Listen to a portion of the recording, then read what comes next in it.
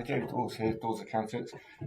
In this video, just going to look at how to review the transactions that have been entered onto Xero for a period. It gives you a chance to make sure they're in the right category, and also to make sure if you are VAT registered that you've reclaimed VAT on everything that you can and would normally reclaim on. So to check your transactions, what you're going to look for is a report. So you go accounting and then reports. And then you want to find the account transactions report. Go a bit further down.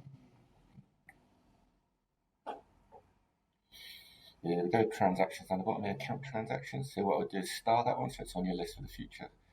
If we click into it.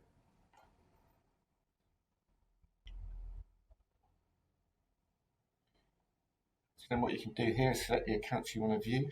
So what I'll suggest you do is select all, but then remove what we would call the control accounts, which is things like bank accounts, because the entries you've analysed into categories from the bank account anyway, so you don't need to look at those. So you'd include all the profit and loss items because you'd want to have a look at those.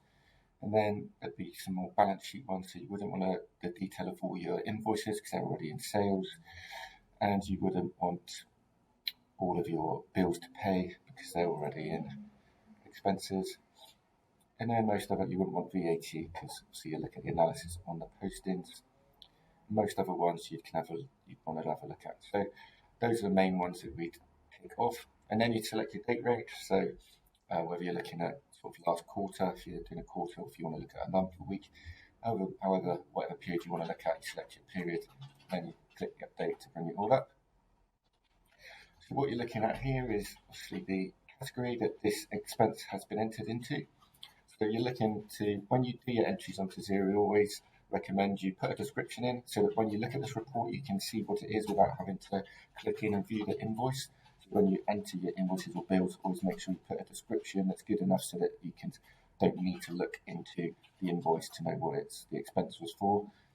So in this case, the main things you're looking at, obviously, if you haven't got the column here to show VAT, you can amend your filter settings to make sure that you've got that column open. Columns, even to select the column, so you'd want to select VAT so you can see the VAT. So the main things you're looking at, obviously, is it in the right place? Look at VAT to see if you think you normally reclaim it. So if, for instance, on your accountancy fees, normally, if it's from us, there'd be VAT on that. So you want to make sure there's VAT. If there's not, you can go in and correct it. So the main things you're looking for, so is it in the right category? So if it's a profit and loss expense, is it in a profit and loss code? If it's, for instance, here you've got computer equipment, so you'd want that to be in an asset code if it's an asset. If you're not sure the type of code you're selecting, if it's an asset code or a profit and loss expense code, the way you can have a look at that is if you go to your chart of accounts. So if you go to a new screen, go to your accounting, and then at the bottom in the advanced is chart of accounts. So here's a list of all the codes that you can use in Xero. And then what it tells you is the type of code it is. So you see here that bank accounts are bank codes, sales are revenue codes, and then your profit and loss, you've got direct profit and loss expenses, you've got your overhead profit and loss expenses, and then moving down, go to your balance sheet codes, you go into the current assets, fixed assets. So if it's an asset that you've purchased, you want to make sure it goes to one of the fixed asset codes, the relevant one. So you should have codes set up for computer equipment, plant and machinery, motor vehicle expenses, land and property improvements, all categories like that. So you should have a category for your type of fixed asset you've purchased, and you'd want to put that either to the code which is office equipment or office equipment additions if you've got an additions code. So you just want to make sure that when you're looking for your account transactions, they've gone to the correct category.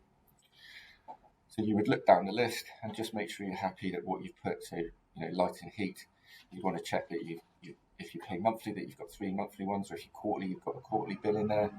So it gives you a chance to make sure you've got what you expect to see in these categories, and also a chance to check that you haven't, made a mistake and selected the wrong code. When you're busy, it's easy to do. It's an easy mistake to make to select the wrong category. So it gives you a sort of a double check that everything's in the right place for your accounts. Also, that chance to double check that you've reclaimed VAT on everything that you expect to reclaim VAT on.